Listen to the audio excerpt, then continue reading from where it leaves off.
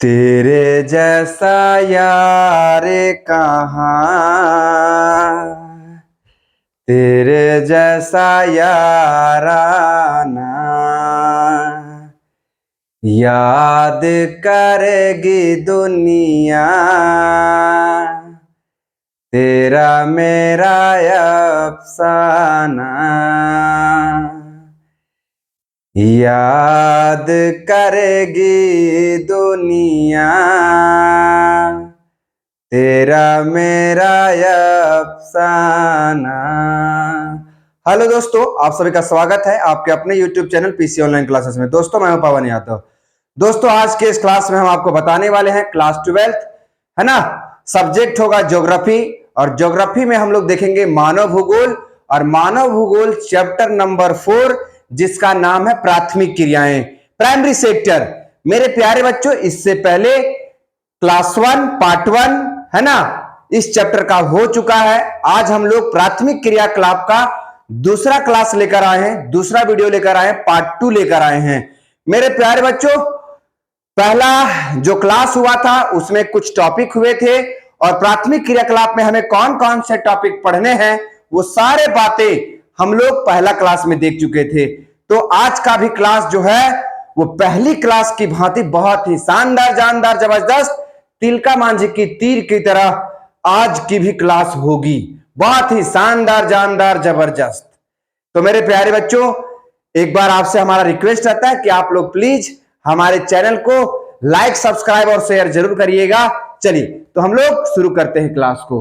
तो मेरे प्यारे बच्चों, आज के इस पार्ट 2, आज के इस क्लास 2 में, वीडियो 2 में आज हम लोग देखने वाले हैं प्राथमिक क्रियाएं। चैप्टर नंबर 4 है आपका, है ना, प्राथमिक क्रियाएं। और आज हम लोग देखेंगे यहां पर कौन कौन सा हमें टॉपिक पढ़ना है आज के इस क्लास में। तो पहला टॉपिक पढ़ना है आदिम कालीन निर्वाह कृषि, है ना। इस चैप्टर में हमें क्या पढ़ना है? आदिम कालीन निर्वाह कृषि। उसके बाद क्या पढ़ना है भैया? गहन निर्वाह कृषि। उसके बाद रोपण कृषि। उसके बाद विस्तृत निर्वाह कृषि। उसके बाद मिश्रित कृषि। उसके बाद डेयरी कृषि। उसके बाद भूमध्य सागरीय कृषि। मेरे प्यारे बच्चों, ये प्राथमिक क्रियाकलाप का ये सारे के सारे टॉपिक है। इस चैप्टर में जितना भी टॉपिक दिया गया है सारे टॉपिकों को बारीकी से एक एक करके हम आपको बताते चल रहे हैं। तो आज के इस क्लास में हम लोग ये सारा टॉपिक देखेंगे और आज का भी क्लास बहुत ही शानदार, जानदार, जबरदस्त होने वाला है।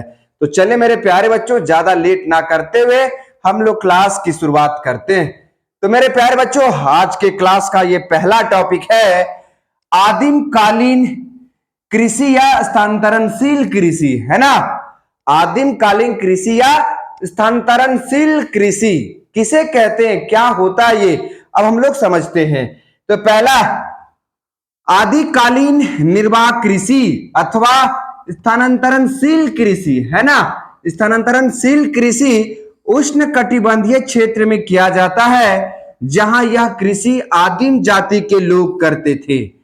मेरे प्यारे बच्चों, सबसे पहले हमको समझना है कि आदिम कालीन कृषि या स्थानांतरणशील कृषि, है ना, ये जो है ये उष्ण कटिबंधीय क्षेत्रों में किया जाता है ना। किस क्षेत्र में किया जाता है? उष्ण कटिबंधीय क्षेत्र में किया जाता है। कौन सी कृषि? आदिम कालीन कृषि या स्थानांतरणशील कृषि। कहां किया जाता है? उष्ण कटिबंधीय क्षेत्रों में किया जाता है। ये बात समझ में आ गया होगा। अब मेरे प्यारे बच्चों, आदिम कालीन कृषि या स्थानांतरणशील कृषि करते कौन है? कौन लोग इस कृषि को करते हैं? तो आदिम जाति के लोग करते हैं, है ना। आदिम जाति के लोग करते हैं। कौन सी कृषि? आदिम कालीन कृषि या स्थानांतरणशील कृषि। कहां किया जाता है? उष्ण कटिबंधीय क्षेत्रों में किया जाता है ना। अगर मैप में बात करेंगे मेरे प्यारे बच्चों, तो ये वाला जो क्षेत्र है, ये वाला जो क्षेत्र है, ये उष्ण कटिबंधीय क्षेत्र कहा जाता है ना। ये वाला जो क्षेत्र देख रहे हैं, 0 से लेके 23.5 डिग्री के जो बीच वाला क्षेत्र है, इसी क्षेत्र को हम लोग बोलते हैं उष्ण कटिबंधीय क्षेत्र, है ना। तो आदिम कालीन कृषि या स्थानांतरणशील कृषि कहां पर किया जाता है? तो उष्ण कटिबंधीय क्षेत्रों में किया जाता है। उसके साथ साथ ये कृषि करते कौन है? तो आदिम कालीन लोग करते हैं, आदिम जाति के लोग करते थे। यस, तो ये पॉइंट समझ में आ गया होगा आपको कि आदिम कालीन निर्वाह कृषि या स्थानांतरणशील कृषि कहां किया जाता है? कहां किया जाता है जी? उष्ण कटिबंधीय क्षेत्रों में किया जाता है। कौन करते हैं इस कृषि को? आदिम जाति के लोग करते हैं। मेरे प्यारे बच्चों, एकदम ऑफलाइन की तरह आपको ऑनलाइन में दिया जाएगा। चलिए पॉइंट नंबर 2, आदिम कालीन या स्थानांतरणशील कृषि में एक स्थान के वन को जलाकर वहां खेती की जाती है। यहां अगर भूमि की उपजाऊ कम हो जाए, यहां की भूमि की उपजाऊ कम हो जाए तो फिर दूसरे जगह खेती की जाती है। मेरे प्यारे भाई बहनों, आदिम कालीन कृषि या स्थानांतरणशील कृषि, है ना। तो ये स्थानांतरणशील कृषि का ये ऑप्शन है, दोनों टॉपिक एक ही है ना। लेकिन हस्तांतरणशील कृषि क्या होता है कि एक जगह की जंगल को जलाकर, एक जगह के जंगल को जलाकर वहां के खरपतवार में क्या करते हैं लोग? कृषि कर लेते हैं। लेकिन जब उस भूमि की उपजाऊ कम हो जाए तो लोग इस भूमि को छोड़ देते हैं और फिर अगले जगह के जंगल को काट कर, घास भूसा को काट कर फिर वहां पर जलाकर खेती करने का काम करते हैं। तो जब एक जगह की भूमि अनुपजाऊ हो जाती है तो लोग दूसरे जगह की भूमि को जाकर वहां के पेड़ पौधों को साफ कर वहां पर खेती करना शुरू कर देते हैं। क्यों? क्योंकि पहली जगह की जो भूमि थी वो अनुपजाऊ हो गई है, वहां की मिट्टी में अब जान नहीं रहा है, अब वहां की मिट्टी में फसल का उत्पादन नहीं हो सकता। इसलिए लोग अब इस मिट्टी को छोड़कर अब दूसरे जगह की मिट्टी को अपनाकर वहां पर खेती करने का काम करेंगे। तो ऐसी कृषि को क्या कहा जाता है? आदिम कालीन निर्वाह कृषि या स्थानांतरणशील कृषि कहा जाता है। स्थानांतरणशील कृषि में लोग क्या करते हैं मेरे प्यारे बच्चों? पहले एक जगह के पेड़ पौधों को काट कर, है ना, फिर उसको जलाकर वहां पर कृषि करने का काम करते हैं, है ना। कुछ दिन तक वहां पर कृषि करते हैं। जब वहां की मिट्टी अनुपजाऊ हो जाएगी, वहां की मिट्टी में अब फसल का उत्पादन नहीं होगा, तो लोग दूसरे जगह पर चले जाएंगे और वहां के पेड़ पौधों को काटकर फिर वहां पर खेती करने का काम करेंगे। तो ऐसी कृषि की विधि को स्थानांतरणशील कृषि कहा जाता है। तो मेरे प्यारे बच्चों, ये समझ में आ गया होगा कि आदिम कालीन या स्थानांतरणशील कृषि में एक स्थान के वन को जलाकर वहां खेती की जाती है। यहां अगर भूमि की उपजाऊ कम हो जाए तो फिर दूसरे जगह खेती की जाती है ना मेरे प्यारे बच्चों। दूसरा पॉइंट में क्या था कि ये जो लोग हैं, इस भूमि में जो भी पेड़ पौधा था इसको क्या किया? काट कर, जलाकर यहां पर खेती करना शुरू किया, खेती करना शुरू किया, है ना मेरे प्यारे बच्चों। लेकिन कुछ समय के बाद ये मिट्टी अनुपजाऊ हो गई,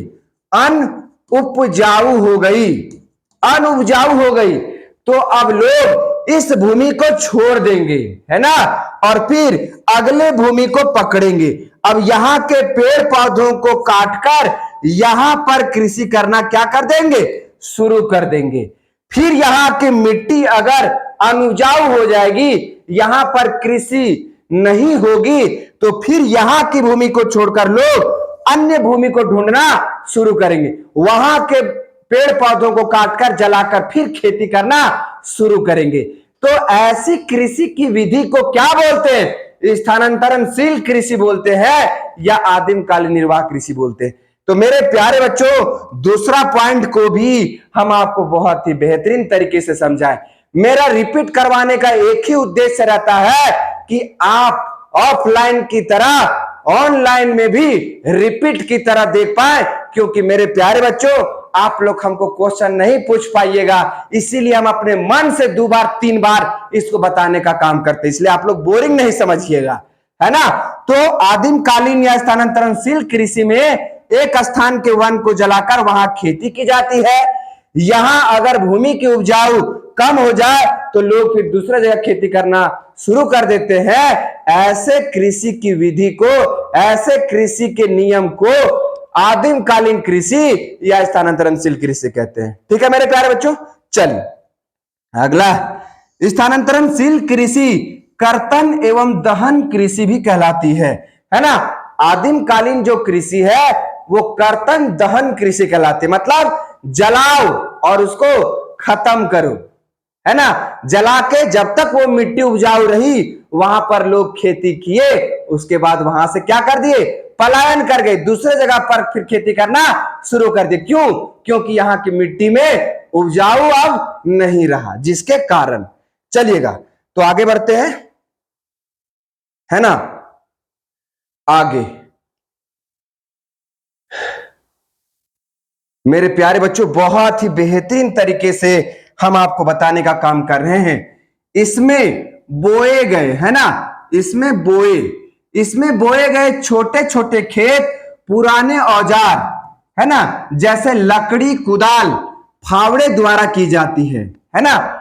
मेरे प्यारे बच्चों आदिम कालीन निर्वाह कृषि या स्थानांतरणशील कृषि में छोटे छोटे खेत होते हैं। आदिम कालीन कृषि या स्थानांतरणशील कृषि में छोटे छोटे खेत होते हैं, छोटे छोटे खेत होते हैं। अब इन खेतों में जो है वो पुराने औजार, लकड़ी के माध्यम से खेती की जाती है, कुदाल के माध्यम से खेती की जाती है ना। किसमें? आदिम कालीन या स्थानांतरणशील कृषि में। तो आदिम कालीन या स्थानांतरणशील कृषि में जो खेत होते हैं वो छोटे छोटे होते हैं, और यहां पर जो खेती की जाती है वो किससे किया जाता है? लकड़ी के माध्यम से किया जाता है, नुकीले पत्थर के माध्यम से किया जाता है, फावड़े के माध्यम से किया जाता है ना मेरे प्यारे बच्चों। तो ये भी पॉइंट कंप्लीट हो गया होगा कि गुरुजी हमको बोल दिए हैं कि स्थानांतरणशील कृषि में जो खेत होते हैं वो छोटे छोटे होते हैं। यहां पर जो खेती की जाती है वो फावड़े के माध्यम से किया जाता है, कुदाल के माध्यम से, नुकीले पत्थरों के माध्यम से किया जाता है। ठीक है मेरे प्यारे बच्चों, चलिए आगे बढ़ते हैं। इसमें बोए गए छोटे छोटे खेत पुराने औजार, एक ही पॉइंट आ गया इसमें, है ना, दोनों पॉइंट एक ही आ गया। चलिएगा, उष्ण कटिबंधीय क्षेत्र में इसे अलग अलग नाम से जाना जाता है ना मेरे प्यारे बच्चों। उष्ण कटिबंधीय क्षेत्रों में जो है ये इस कृषि को अलग अलग नाम से जाना जाता है। आपको हम बताए थे कि उष्ण कटिबंधीय क्षेत्र भूमध्य रेखा के, है ना, 27.5 डिग्री के बीच में स्थित है। उष्ण कटिबंधीय, उष्ण का मतलब गर्मी वाला क्षेत्र जो है ये 0 से लेकर 27.5 डिग्री के बीच में है। अब इस क्षेत्र को बोलते हैं हम लोग उष्ण कटिबंधीय क्षेत्र बोलते हैं। क्या बोलते हैं? उष्ण कटिबंधीय क्षेत्र बोलते हैं। 0 से लेके भूमध्य रेखा से लेके कर्क रेखा के बीच तक के क्षेत्र को उष्ण कटिबंधीय क्षेत्र कहा जाता है ना मेरे प्यारे बच्चों। तो इन क्षेत्रों में जो है वो स्थानांतरणशील कृषि या आदिम कालीन कृषि को अन्य अन्य नामों से जाना जाता है।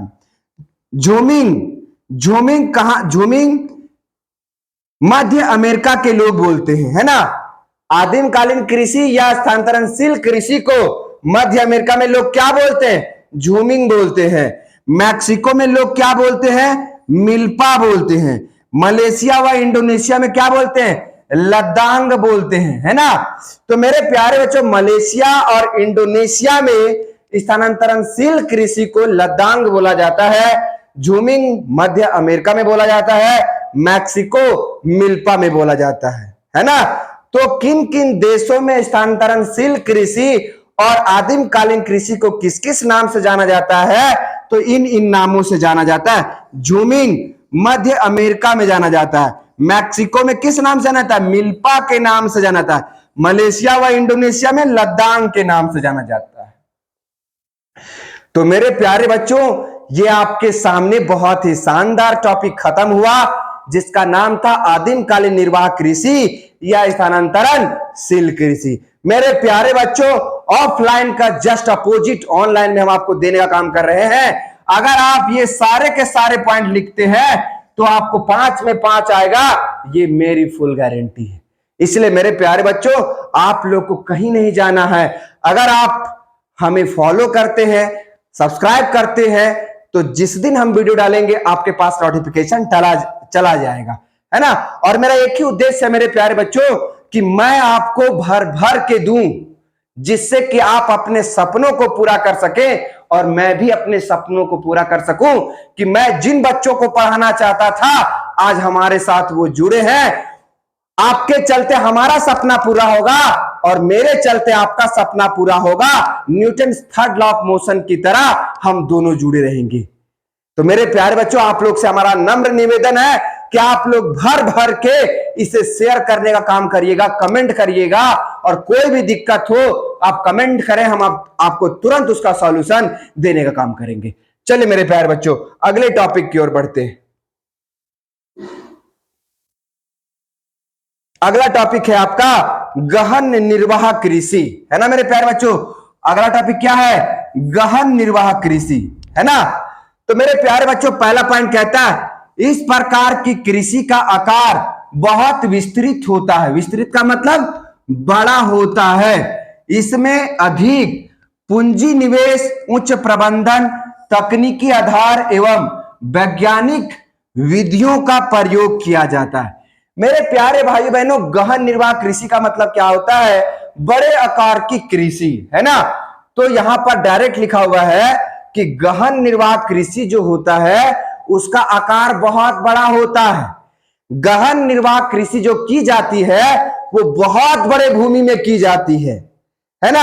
गहन निर्वाह कृषि में बड़े श्रमिकों की आवश्यकता होती है, बहुत सारे श्रमिकों की आवश्यकता होती है ना। इसमें तकनीकी का उपयोग किया। तकनीकी का मतलब ट्रैक्टर, है ना, ड्रोन से दवाई का छिटाई करना, है ना, हल जोतने की नई नई विधि, है ना। तो गहन निर्वाह कृषि का जो क्षेत्र होता है ये बहुत बड़ा होता है ना। गहन निर्वाह कृषि में जो है वो जो कृषि किया जाता है वो तकनीकी के माध्यम से किया जाता है, वैज्ञानिक विधियों के माध्यम से कृषि की जाती है ना। तो यहां पर लिखा हुआ कि इस प्रकार की कृषि का आकार बहुत विस्तृत होता है। विस्तृत का मतलब बड़ा होता है, बड़े क्षेत्र में फैला होता है। इसमें अधिक पूंजी, मतलब गहन निर्वाह कृषि जब हम करते हैं तो बहुत सारा पैसा का आवश्यकता होता है। तो लिखा हुआ इसमें अधिक पूंजी। पूंजी का मतलब क्या होता है? आय। पूंजी का मतलब आय, और अगर आप इसको बोलेंगे तो पैसा। तो गहन निर्वाह कृषि जो लोग करते हैं उनको बड़े स्तर पर पैसे की आवश्यकता होती है, पूंजी की आवश्यकता होती है ना। उच्च प्रबंधन, जब गहन निर्वाह कृषि किया जाता है तो लोग बड़े सिस्टम के आधार पर कृषि करने का काम करते हैं।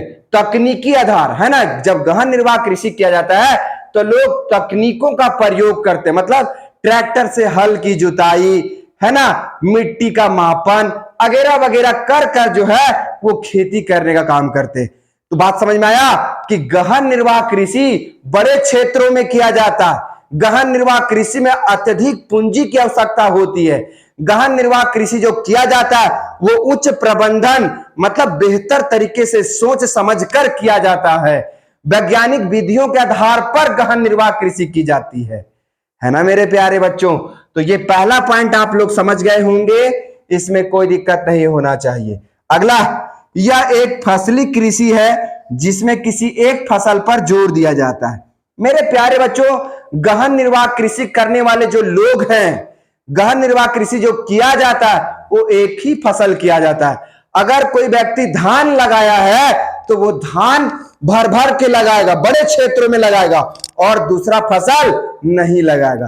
तो गहन निर्वाह कृषि में अत्यधिकतम एक ही फसल पर जोर दिया जाएगा। अगर मक्का कोई लगा रहा है तो बड़े क्षेत्र पर मक्का लगाएगा। अगर कोई गोभी लगा रहा है तो गोभी बड़े क्षेत्र पर लगाएगा। बैंगन अगर कोई लगा रहा है तो बैंगन बड़े क्षेत्र पर लगाएगा। तो गहन निर्वाह कृषि में एक फसल पर जोर दिया जाता है कि अगर कोई लगा रहा है तो बड़े क्षेत्र पर एक ही फसल को लगाएगा, अन्य फसलों को नहीं लगाएगा। क्योंकि मेरे प्यारे बच्चों, गहन निर्वाह कृषि का मुख्य रूप होता है व्यापार, है ना। तो अगर 10 गो फेड़ आप बैंगन मुख लगा दिए, 1 कट्ठा धनमो लगा दिए, आधा किलो मकइयो लगा दिए, आधा किलो कोबियो लगा दिए, तो इससे आप भर भर कर पैसा नहीं कमा सकते हैं। लेकिन यही अगर आप एक फसल पर जोर देते हैं और उसको बड़े स्तर पर लगाते हैं तो आपको अत्यधिक आय की आवश्यकता पड़ेगी और अत्यधिक आय का भी आपको क्या होगा, स्रोत प्राप्त होगा। आप अत्यधिक रूप में पैसा कमा सकते हैं। तो सीधा सीधी सी बात है कि गहन निर्वाह कृषि एक फसली कृषि पर अत्यधिक जोर देता है। तो यह एक फसली कृषि है जिसमें किसी एक फसल पर जोर दिया जाता है, मतलब किसान जो है वो एक ही फसल करता है। कहां? गहन निर्वाह कृषि में। चलिए अगला, इसमें सस्ते श्रमिकों की आवश्यकता होती है ना। गहन निर्वाह कृषि में जो है मेरे प्यारे बच्चों, वो सस्ते श्रमिकों की क्या होती है, आवश्यकता होती है। सीधी सी बात है। गहन निर्वाह कृषि में विभिन्न फसल उगाई जाते हैं, जैसे जैसे चावल, है ना, कपास, मक्का। मेरे प्यारे बच्चों मतलब समझे कि नहीं, गहन निर्वाह कृषि में विभिन्न प्रकार के फसल उगाए जाते हैं। मतलब अगर आप चावल लगा रहे हैं तो बड़े क्षेत्र पर लगाएंगे, कपास लगा रहे हैं तो एक ही फसल लगाएंगे, है ना, अगर मक्का लगा रहे हैं तो एक ही फसल लगाएंगे। याद रखेंगे। तो ये हमको जहां तक उम्मीद है कि आप सभी को समझ में आ गया होगा और इसमें कोई जान ही नहीं है। इस टॉपिक में आपको बहुत ही बेहतरीन तरीके से बताने का काम कर रहे हैं। चलिए अगला टॉपिक है आपका रोपण कृषि, है ना मेरे प्यारे बच्चों। अगला टॉपिक क्या है, रोपण कृषि, है ना। तो पढ़ते हैं, उष्ण कटिबंधीय प्रदेशों में की जाने वाली कृषि की वह विधि जो एक बड़े भूभाग में उन्नत किस्म के बीजों, कीटनाशकों, है ना, आधुनिक कृषि क्षेत्र के साथ एक निश्चित फसलों का उत्पादन बड़े पैमाने पर व्यापारिक व निर्यात के उद्देश्यों की पूर्ति के लिए ही की जाती है, रोपण कृषि कहलाती है। मतलब मेरे प्यारे बच्चों सीधा सा बात है कि उष्ण कटिबंधीय प्रदेशों में कौन सी कृषि की जाएगी, रोपण कृषि की जाती है। उष्ण कटिबंधीय क्षेत्रों में कौन सी कृषि की जाएगी रे, रोपण कृषि की जाती है ना। अब रोपण कृषि जो है मेरे प्यारे बच्चों ये बड़े भूभाग में किया जाता है ना। रोपण कृषि जो है ये बड़े भूभाग में किया जाता है, बड़े स्तर पर किया जाता है। इतना बात समझ में आया कि रोपण कृषि उष्ण कटिबंधीय क्षेत्रों में की जाने वाली कृषि है। ये कृषि बड़े भूभाग मतलब बड़ा भूमि पर किया जाता है। तुमको समझ में आया मुस्कान कुमारी? हाँ, रोपण कृषि जो है वो कहां किया जाता है, उष्ण कटिबंधीय क्षेत्रों में किया जाता है। बात समझ में आया कि नहीं समझ में आया? रोपण कृषि जो है वो बड़े भूभाग मतलब बड़े भूमि में किया जाता है। बात समझ में आया? चलिएगा, उन्नत किस्म के बीजों, है ना, इसमें जो भी बीज होते हैं ये उन्नत किस्म का बीज होता है, मतलब अच्छा बीज होता है। किस कृषि में, रोपण कृषि में।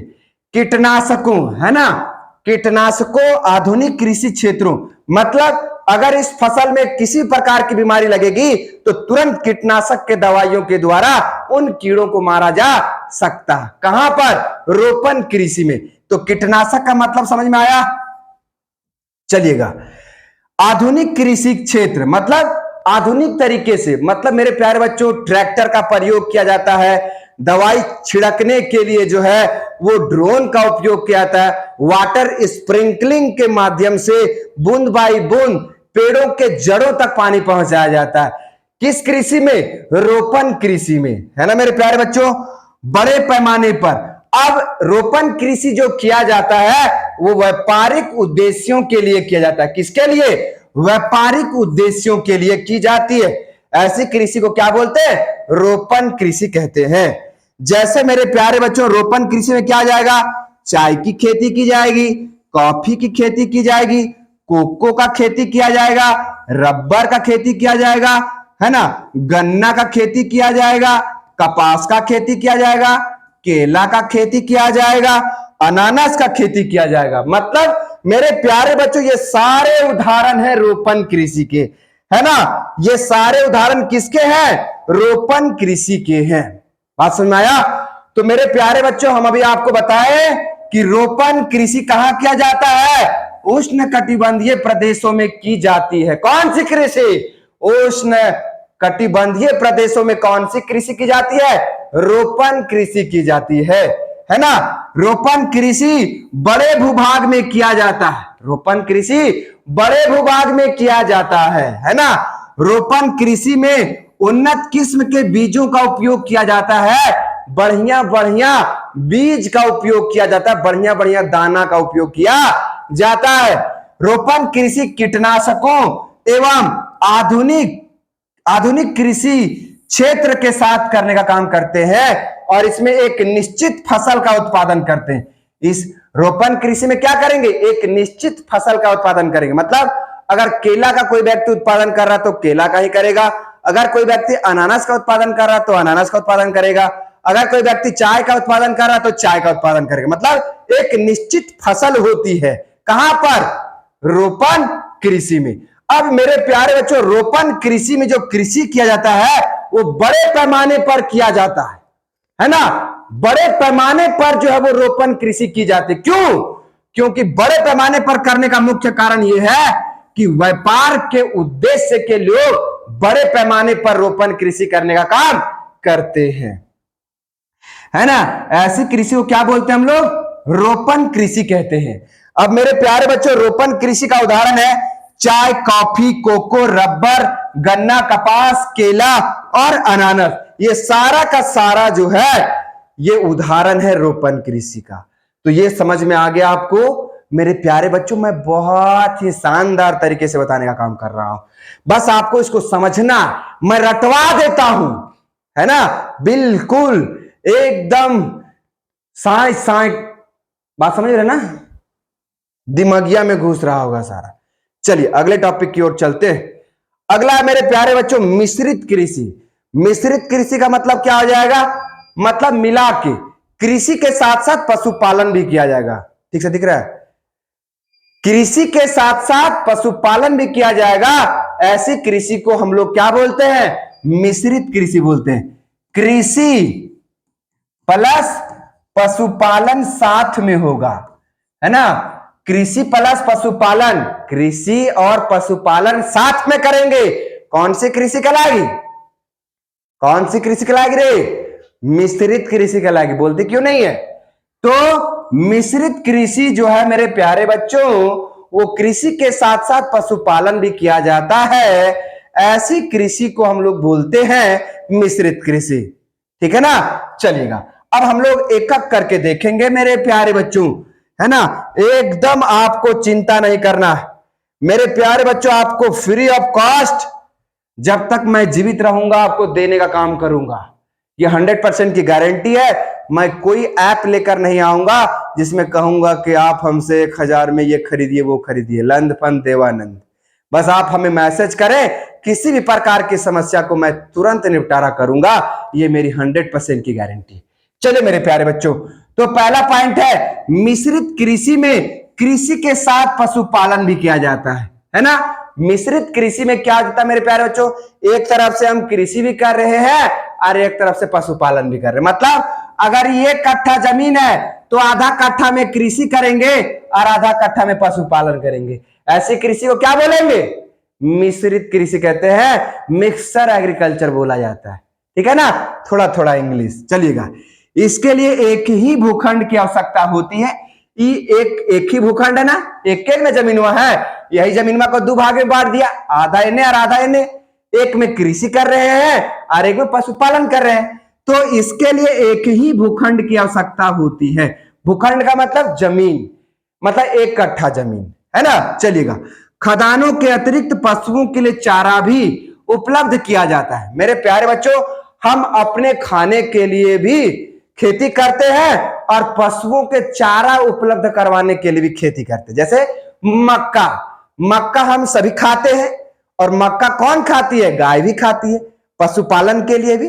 तो मिश्रित कृषि में हम अपने खाने के लिए भी उत्पादन कर रहे हैं और पशुओं के खाने के लिए भी उत्पादन कर रहे हैं मेरे प्यारे बच्चों।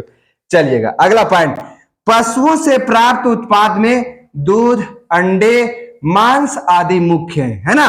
पशु से हमें कौन कौन से पदार्थ प्राप्त होते हैं, दूध प्राप्त होता है, अंडा प्राप्त होता है, मांस प्राप्त होता है। ठीक है, चलिएगा, इस प्रकार की कृषि में आधुनिक यंत्रों आधुनिक यंत्रों और उच्च तकनीक का प्रयोग किया जाता है।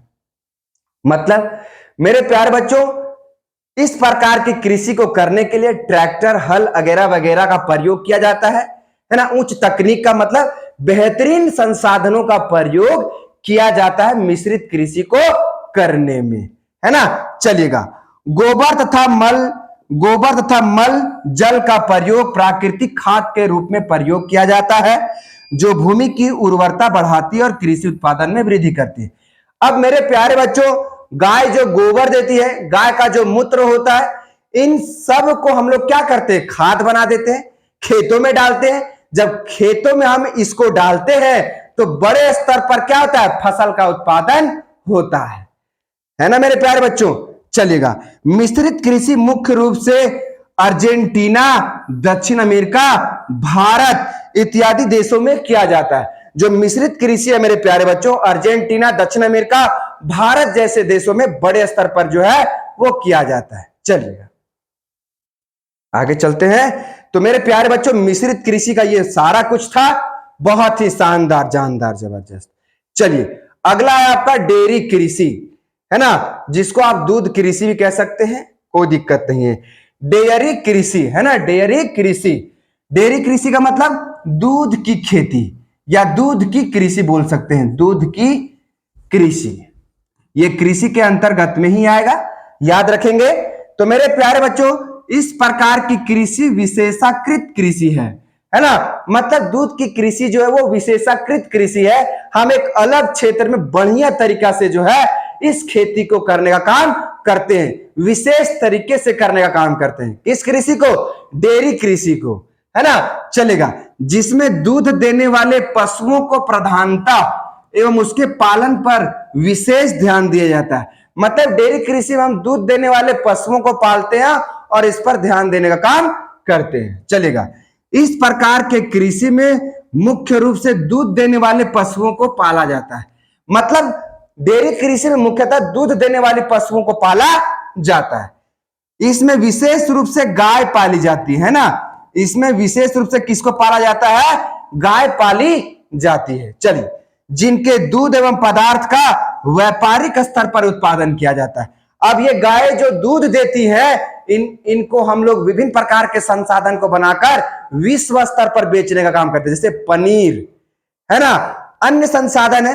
इन संसाधनों को हम लोग विश्व स्तर पर बेचने का काम करते हैं। चलिए, डेयरी कृषि के विभिन्न क्षेत्र हैं, जैसे भारत, उत्तर पश्चिमी यूरोप और कनाडा। मेरे प्यारे बच्चों, इन क्षेत्रों में जो है वो दूध की कृषि, डेयरी कृषि की जाती है। चलिएगा, तो मेरे प्यारे बच्चों, इसमें भी कोई जान नहीं था, इसलिए हम ज्यादा भूखे नहीं, सीधी सीधी चलते चले गए। चलिएगा, विस्तृत वाणिज्य अनाज कृषि, है ना। विस्तृत का मतलब क्या होगा, बड़े भूभाग पर, बड़े भूभाग पर, है ना। वाणिज्य का मतलब व्यापार, है ना। मतलब मेरे प्यारे भाइयों बहनों, बड़े स्तर पर जो खेती की जाएगी वो मुख्यतः व्यापार के लिए किया जाएगा, है ना। बड़े भूभाग मतलब बड़े जमीन पर, बड़े भूभाग पर जो कृषि की जा रही है, उसका मुख्य उद्देश्य क्या है, वाणिज्य करना। वाणिज्य का मतलब व्यापार के लिए हम क्या करेंगे, खेती करेंगे, है ना। तो बड़े भूभाग पर हम व्यापार करने के उद्देश्य से कौन सी कृषि करते हैं, अनाज कृषि करते हैं। हम बड़े भूभाग पर व्यापार के उद्देश्य के लिए कौन सी कृषि करते हैं, अनाज कृषि करते हैं। हम बड़े भूभाग पर व्यापार के लिए कौन सी कृषि करते हैं, अनाज कृषि करते हैं, अनाज कृषि करते हैं। इतना बात समझ में आया। तो विस्तृत का मतलब बड़े भूभाग, या विस्तृत का मतलब फैला हुआ भी होता है। वाणिज्य का मतलब व्यापार, और अनाज का मतलब जान ही रहे हैं, दाल, मक्का, चावल वगैरह वगैरह, है ना। तो हम मनुष्य विस्तृत वाणिज्य अनाज कृषि क्यों करते हैं, व्यापार के उद्देश्य के लिए करते हैं। अब हम लोग एक एक पॉइंट देखेंगे। वाणिज्य कृषि का मुख्य उद्देश्य व्यापार होता है ना। ये जो हम वाणिज्य कृषि कर रहे हैं मेरे प्यारे बच्चों, वाणिज्य अनाज कृषि जो कर रहे हैं हम लोग मेरे प्यारे बच्चों, वो मुख्यतः व्यापार के लिए करते हैं। किसके लिए करते हैं, व्यापार के लिए करते हैं मेरे प्यारे बच्चों। चलिएगा, यहां थोड़ा सा गलत हो गया है ना। चलिएगा, वाणिज्य कृषि का उत्पादन, वाणिज्य कृषि का उत्पादन अथवा पशुपालन मुख्य रूप से विक्रय के लिए किया जाता है ना। हम लोग यहां जो कृषि करते हैं या जो पशुपालन करते हैं उसको मुख्यतः हम लोग बेचने के लिए करते हैं, विक्रय करने के लिए उत्पादन करते हैं। तो विस्तृत वाणिज्य अनाज कृषि में जो हम लोग अनाज का उत्पादन करते हैं, जो हम पशुओं का पालन करते हैं, उसका मुख्य उद्देश्य होता है विक्रय के लिए, व्यापार करने के लिए हम लोग उत्पादन करते हैं। तो दूसरा पॉइंट भी आपको समझ में आ गया होगा। पहला पॉइंट बहुत इजी था। तीसरा पॉइंट में चलते हैं। इस प्रकार के कृषि विस्तृत भूमि पर की जाती है, मतलब इस प्रकार की कृषि जो है वो बड़े भूभाग में किया जाता है। इस प्रकार का जो पशुपालन है वो बड़े भूभाग में, बड़े भूमि पर की जाती है। कैसी कृषि? विस्तृत वाणिज्य अनाज कृषि। यस, गॉट इट या नॉट? चलिए मेरे प्यारे बच्चों, अगला, अधिकांश कार्य मशीनों की सहायता किससे किया जाता है? मतलब विस्तृत वाणिज्य अनाज कृषि करने के लिए हमको मशीनों की आवश्यकता पड़ेगी, है ना। जैसे अगर दूध गार रहे हैं तो मशीन लगाएं, दूध गारना शुरू हो गया, है ना। अगर हमको 30 कट्ठा हमको जमीन जोतना है तो 3 गो ट्रैक्टर लगा लिए, जोता गया। अगर हमको दवा छिड़कना है तो ड्रोन में भर दिए दवा, ड्रोन के द्वारा क्या हो गया? दवा छिड़का गया। तो मेरे प्यारे बच्चों, विस्तृत वाणिज्य अनाज कृषि में जो है वो मशीनों का उपयोग किया जाता है, आधुनिक यंत्रों का उपयोग किया जाता है, वैज्ञानिक प्रयोग के हिसाब से हम लोग इस कृषि को करने का काम करते हैं। ठीक है मेरे प्यारे बच्चों, तो ये भी समझ में आ गया। अब अगला, वाणिज्य कृषि में अधिक पूंजी का निवेश किया जाता है। अब हम इतना बड़ा भूमि पर कृषि करेंगे तो पैसा भी अधिक लगेगा, तो वाणिज्य अनाज कृषि करने के लिए हमें अधिक पूंजी की आवश्यकता पड़ती है, अधिक पूंजी की आवश्यकता पड़ती है। चलिए मेरे प्यार, तो ये पॉइंट समझ में आ गया। बहुत ही शानदार, जानदार, जबरदस्त मांझी स्टाइल में हम बता रहे हैं मेरे प्यारे बच्चों, आप लोग जरूर शेयर करिएगा। चलिए अगला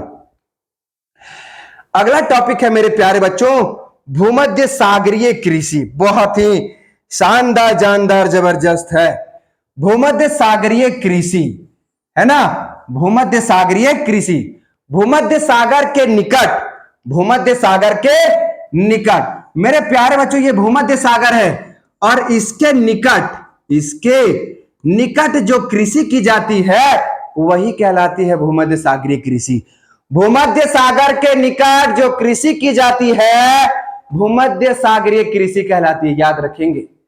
भूमध्य सागर के आसपास, भूमध्य सागर के समीप जो कृषि की जाती है उसको हम लोग क्या बोलते हैं? भूमध्य सागरीय कृषि कहते हैं। यस, अब हम लोग समझते हैं पॉइंट बाय पॉइंट।